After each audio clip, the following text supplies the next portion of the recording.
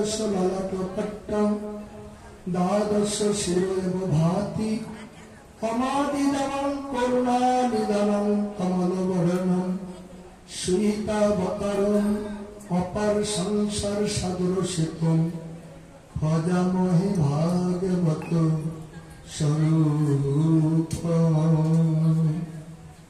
सबाई जोड़ा करे आमार साथे मंत्र बोलबेन। ओम नमो भगवते वासुदेवाय। ओम नमो भगवते वासुदेवाय। ओम नमो भगवते वासुदेवाय। नारायणं नमस्कृत नरं चैव नरोत्तमं देवीं सरस्वतीं व्यासो ततो जयो मुदीरये। श्री कृष्ण चैतन्य प्रभु नित्यानंद श्री अद्वैत गदाधर श्रीवासादि गौर भक्तवृंद। हरे कृष्ण कृष्ण कृष्ण हरे हरे, हरे राम राम राम हरे हरे। जय जय श्री कृष्ण निताय गौर सीताराम हरि हरि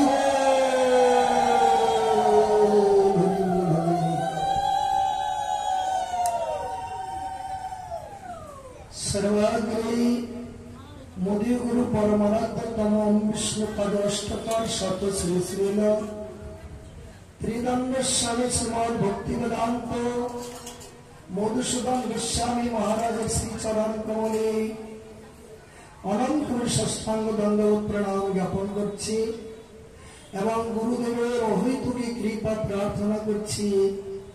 गुरुवर्गेर श्री चरण कमले दंडवत प्रणाम। त्रिदंडी पादगणेर श्री चरण दंडवत प्रणाम।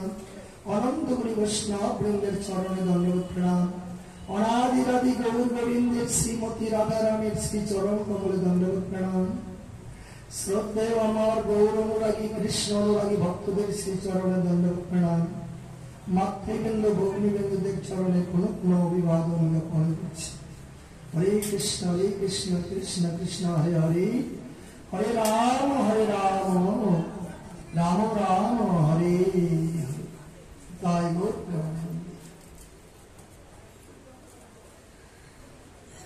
गौर सौभाग्य विषय हमने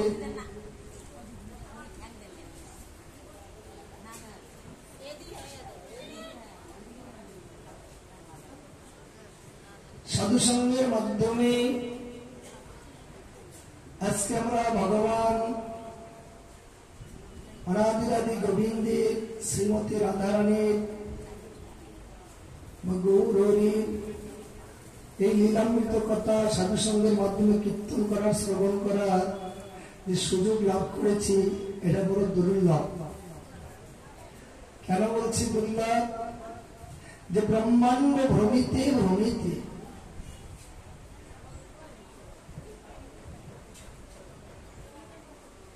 কোন ভাগ্যবান ভাগ্যবতী জীব যদি সাধু বৌদ্ধের সঙ্গ পায়, সাধু বৌদ্ধের বাক্য মন্ত্রে মায়া পিচাসী পলায়। তার মানে ব্রহ্মাণ্ড ভ্রমিতে ভ্রমিতে মানে দেশ ভ্রমণ নয়, জনম ভ্রমণ। হরে কৃষ্ণ।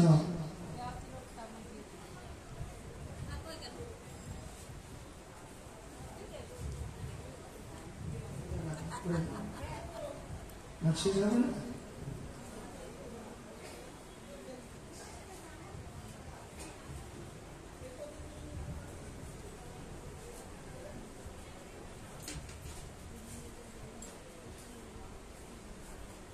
ब्रह्मांड भ्रमण माने देश भ्रमण नय, जनम भ्रमण। আমরা জনম ভ্রমণ করে আসলাম 80 লক্ষ জন। এই ভ্রমণ করার পরে মানব কুলে জন্ম পেয়েছি। এর মধ্যে যদি আমরা সাধু সঙ্গ করতে পারি, এটা বড় ভাগ্যের বিষয়। সাধু সঙ্গ করিলে কি হবে? সাধু বৌদ্ধের বাক্য মন্ত্রে মায়া পিচাসী পালিয়ে যাবে। সাধুগুরু বৈষ্ণবদেরকে বৌদ্ধের সঙ্গে তুলনা করেছে। বৌদ্ধ বলছেন তোমার কবিরাজ। যেমন আমরা গ্রাম অঞ্চলে সবাই দেখি কাউকে দেবতায় ধরে, ভূতে ধরে, ধরে না? তখন ওই ভূতটা সারাইতে গেলে কিসের দরকার? বৌদ্ধের দরকার, তাই না? বৌদ্ধের দরকার। তাই ভাগবতী দৃষ্টান্ত দিয়েছে, আমরা এই যে প্রাকৃত জগতের যে মায়াবদ্ধ জীব, হ্যাঁ, মায়াটা কি বস্তু? মায়া হচ্ছে ভূত। সবাইকে মায়া ভূতে ধরেছে। আর এই মায়া ভূতের পাল্লায় পরে আমাদের কত জন্ম জন্মান্তর, যুগ যুগান্তর চলে যাচ্ছে। আমরা এই মায়ার বন্ধন থেকে মুক্ত হতে পারছি না।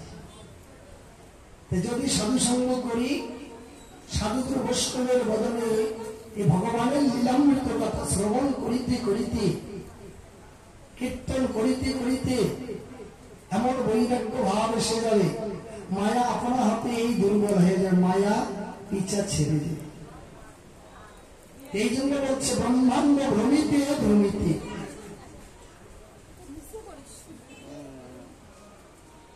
কোন ভাগ্যবান ভাগ্যবতী জীব যদি সাধু বৌদ্ধের সঙ্গ পায়, সাধু বৌদ্ধের বাক্য মন্ত্রে মায়া পিচাসী পলায়। এই জন্য সাধু সঙ্গ খুবই গুরুত্বপূর্ণ। সাধু সঙ্গে কৃষ্ণ নাম এই মাত্র চাই।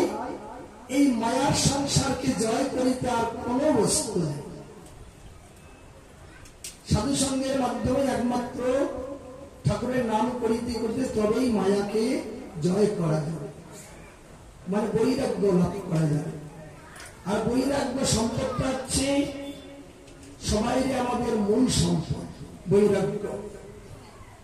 হ্যাঁ, যেদিন বৈরাগ্য সম্পদ লাভ করতে পারবো, জনক আমাদের ধন্য হবে, সার্থক হবে। সেদিন জনক সার্থক হবে। আর ভাগবতী তাই বলে গেছে, প্রকৃত পক্ষে আমরা সবাই কিন্তু বৈরাগী, সবাই আমরা সন্ন্যাসী, সবাই আমরা সাধু। তার মানে আমাদের কিছু নাই। আমরা যেদিন এই জগতে এসেছিলাম, সেদিন এই বস্ত্রখানা করে আমাদের ছিল না। ছিল কি? আমাদের কিচ্ছু নাই। তার মানে আমরা বৈরাগী, আমরা সন্ন্যাসী। কিন্তু এখানে আসার পরে এই ভগবানের বহিরঙ্গ শক্তি মায়া, মায়ার কবলে বন্দী হয়ে দেখো তো এখন আমাদের কত কিছু হয়েছে। পিতা মাতা, স্ত্রী, পুত্র, কন্যা, ভাই, বন্ধু, আত্মীয় স্বজন, ধন সম্পদ, টাকা পয়সা, গাড়ি বাড়ি, এই যে আমরা অষ্টদশে বন্দী হয়ে গেছি। এখন কৃষ্ণ ভজন সাধন করার আমাদের সময় সুযোগ নাই। হ্যাঁ, সকাল থেকে যে রাত প্রভাত হয়, রাত এদিকে সকাল থেকে রাত 10টা পর্যন্ত হিসাব করে দেখবেন তো কত কাজ করেন এক একজন। রাত 10টা পর্যন্ত, এমনও কারণ হচ্ছে 12টা পর্যন্ত কাজ করে, কিন্তু ঠাকুর সেবা করার জন্য সময় পায় না। 5 মিনিট 10 মিনিট সময় দিতে পারে না। কিন্তু শাস্ত্রী বললেন এই দিনটা 24 ঘন্টা সময় ভগবান আমাদেরকে দিয়েছে। তার মধ্যে যদি ভগবানের সেবায় আমরা 5 মিনিট বা 10 মিনিট সময় ব্যবহার করতে পারি, দিতে পারি, তাহলে 24 ঘন্টা সময়ের ফল ভগবান আমাদেরকে দেবে। আর যদি 1 মিনিট সময় দিতে না পারি ভগবানের সেবায়, তাহলে রেজাল্টটা কি হবে মা বলেন তো? ও কি লেটার পাবে না জিরো? জিরো, তাই না? এই জন্য বুঝতে হবে সবাইকে। সবাইকে বসতে হবে। এই জগতে কিছু নাই। আসার দিন যেভাবে এসেছি, যাওয়ার দিনও ওইভাবেই চলে যেতে হবে। সবাই বুঝি, সবাই জানি, দেখতেছি, কিন্তু দেখিয়াও দেখি না, বুঝিয়াও বুঝি না, শুনিও শুনি না, শিখিয়াও শিখি না। তাই আমাদেরকে শাস্ত্রে কি বলেছে জানেন? চৈতন্য চরিতামৃত গ্রন্থের মধ্যে আমাদেরকে উলুক পাখির সঙ্গে তুলনা করেছে। উলুক পাখি কে জানে?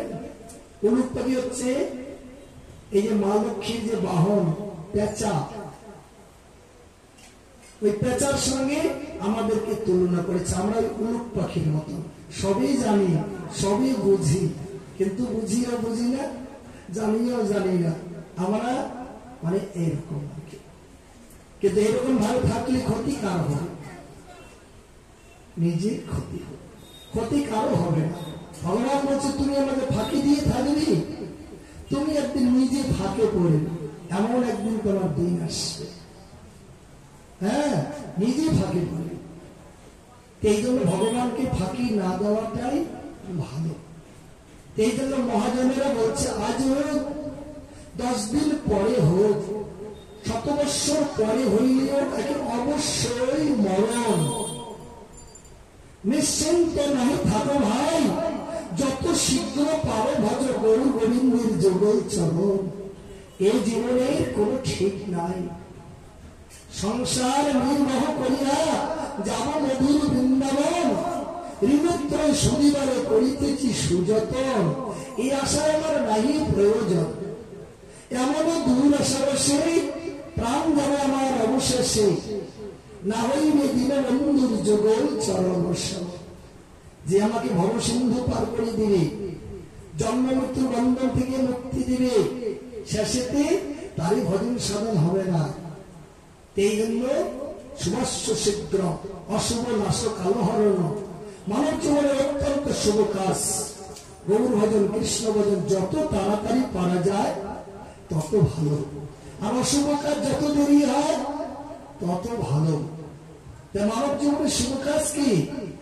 এই যে গৌর ভজন, কৃষ্ণ ভজন, গুরু আশ্রয় করে কৃষ্ণ মন্ত্রে তাড়াতাড়ি দীক্ষিত হওয়া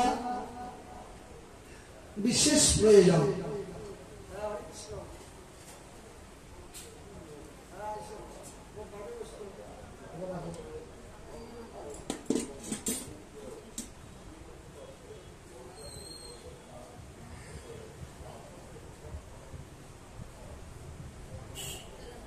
এই জন্য কেউ হরিকথা শুনলেই কিন্তু যে মঙ্গল হয় এটা ভুল কথা। শুনলেই খালি মঙ্গল হবে তা হবে না, শোনার পরে পালন করতে হবে। হ্যাঁ, পালন করতে হবে। একটি ছোট দৃষ্টান্ত, এখন আমাদের এই যে কৃষি ভাই বোনেরা কত নতুন নতুন ধান চাষ করে, কতগুলি মনোনিবেশ করে শ্রবণ করবে। তাই এমন নতুন নতুন ধান বেরিয়েছে, একটা ধানের নাম হচ্ছে কোটে থম, মানে এত ফলন, খোয়ার জায়গা নেই যখন ফলে। এক কৃষক ভাই 10 বিঘা জমি চাষ করলেন, বিচন কিনে আনছেন 200 টাকা করে কেজি। বিচন ফেললেন, জমি চাষ করলেন, রোয়া লাগাইলেন, আরো যত্ন করলেন। তারপরে যখন ধান বের হলো, পাকলো, ধান কাটলো, বাজারে বিক্রি করলো। এই যে সব কথাগুলি ওনার জমির পাশে আর এক কৃষক ভাই আছে, সব কথাগুলি ওনাকে বলছে যে এত টাকা গেল খরচ। ধানটা কাটিয়ে যখন বাজারে বিক্রি করলো, টাকাটা এখন কার অ্যাকাউন্টে ঢুকবে বলেন তো? যাকে সব কথাগুলি বললো ওনার অ্যাকাউন্টে ঢুকবে না ওনার নিজের অ্যাকাউন্টে ঢুকবে? কার অ্যাকাউন্টে ঢুকবে? নিজের অ্যাকাউন্টে ঢুকবে, তাই না? যাকে শুনাইলো তার অ্যাকাউন্টে কিন্তু ঢুকবে না, ওনার অ্যাকাউন্টে ঢুকবে। উনিও যদি ওই কথাগুলি শুনিয়ে উনিও ওইভাবে আবাদ করে, তারপরে ওনার অ্যাকাউন্টে তো টাকা ঢুকবে, তাই না? তাই কৃষ্ণ কথা খালি শুনলাম ধর্ম হয়ে গেল, হবে না। পালন করতে হবে। পালন করলে তবে সবার মঙ্গল হবে। বোঝা গেছে? এই জন্য শোনার পরে পালন করার চেষ্টা করতে হবে। আজকে যেমন উপবাস, কেমন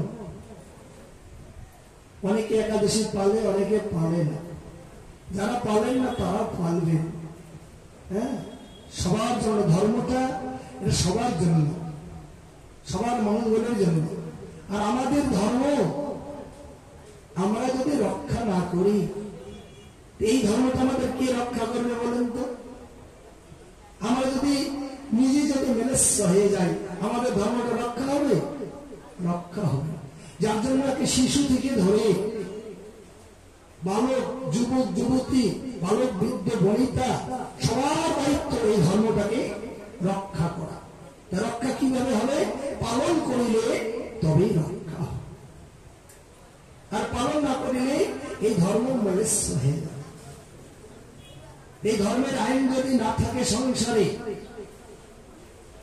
ওই ছেলে বাবা মাকে মানবে না, বাবা মাকে ধরে পিছাবে, হ্যাঁ, বাবা মেয়ের কথা শুনবে না, গুরুজনদেরকে সম্মান করবে না, এরকম হয়ে যাবে উচ্ছৃঙ্খল।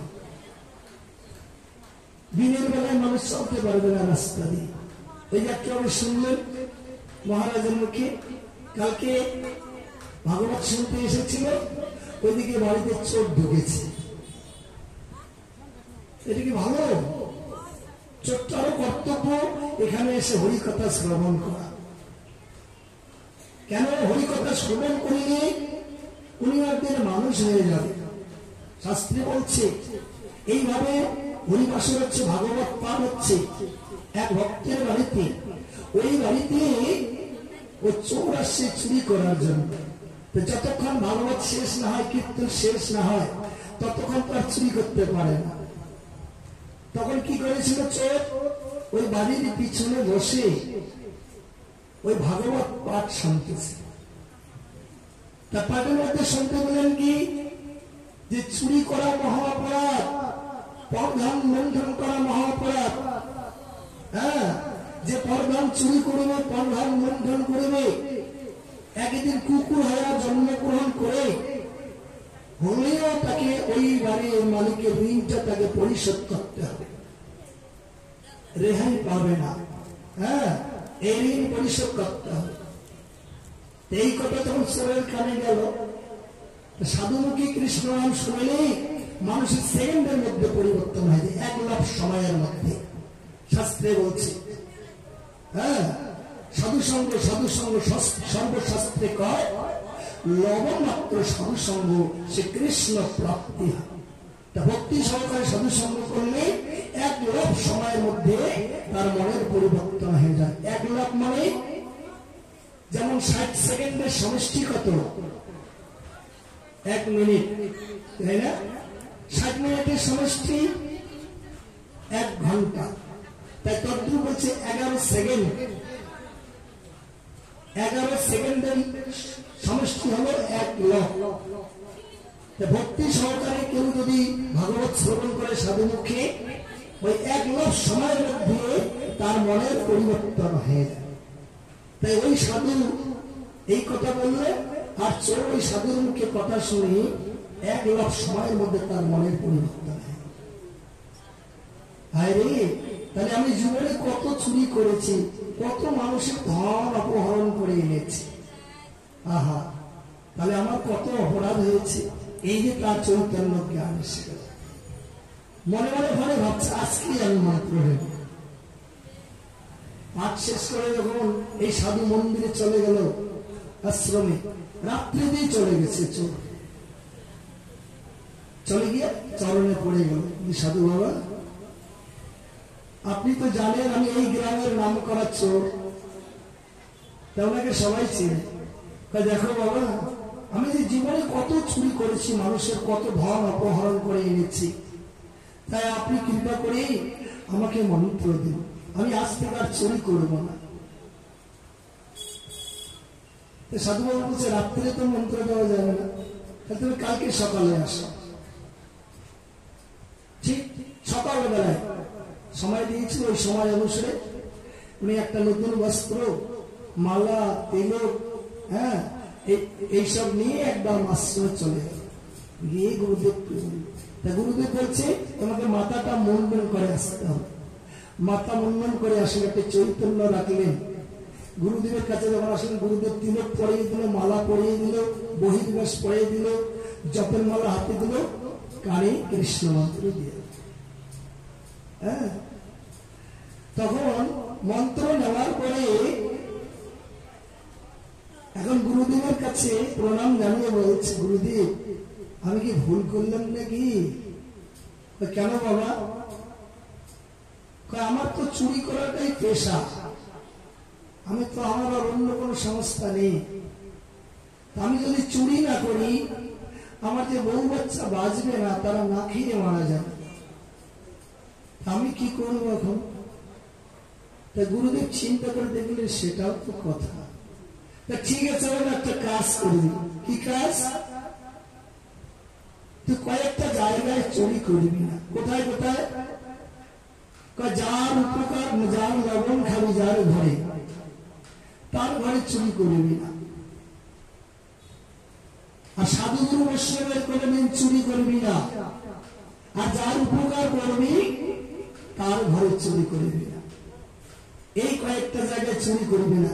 আর সারা দুনিয়াতে চুরি করিস, কোন অপরাধ হবে না। দেখেন সেই দিনে মন্ত্র নিয়ে ওই রাত্রেবেলা অভ্যাস আছে, হাতে পাঁচশো নিয়ে সিং কাটতে গেল মানুষের বাড়ি। নাহলে তো বউ বাচ্চা বাঁচবে না। এবার চুরি করতে গিয়ে কি হলো? প্রথমে যে বাড়িতে ঢুকলো, সিং কেটে ঘরের ভিতরে গিয়ে দুইটা পোটলা পেল। তাই গুরুদেব তো বলছে যার লবণ খাবি তার ঘরে চুরি করবি না। এখন ভাবছে না চিনির পোটলা না লবণের পোটলা, দেখি তো। খুলে নিয়ে যখন জিব্বাই দিচ্ছে দেখে লবণ। সর্বনাশ, তারপর চুরি করা হইল না, বের হয়ে চলে গেল। আর এক বাড়িতে গেল, গিয়ে দেখে ওই ঘরের বারান্দার মধ্যে অনেক সাধু শুয়ে আছে, একদম ঘুমিয়ে বিভোর, কীর্তন হয়েছিল। ভাবতেছে চুরি করবে, পোটলাগুলি টেপাটেপি করতেছে আর কি। যখন দেখলো যে কপালে তিলক, সর্বনাশ। গুরুদেব তো বলছে সাধুগুরু বৈষ্ণবের কোনোদিন চুরি করবে না। সাধুগুরু বৈষ্ণবের চুরি করলে কি হয় বলেন তো?